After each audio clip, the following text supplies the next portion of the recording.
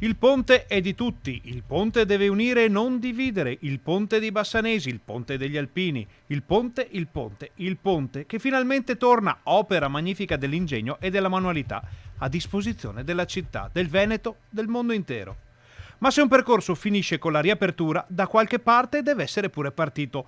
Cosa fatta? Capo A, diceva un tale. E allora andiamo indietro di 5 anni fino al 2 maggio del 2016, quando l'allora sindaco Riccardo Poletto presentò la consegna dei lavori di restauro, aprendo la cerimonia a tutti i consiglieri comunali, pure a quelli di minoranza. Erano presenti alla consegna dei lavori anche gli ex sindaci di Bassano Giampaolo Bizzotto e Stefano Cimatti, le cui dichiarazioni erano state riportate dalla stampa in un clima di collaborazione. Nel mirino c'era un solo obiettivo: portare a casa il risultato e salvare il ponte.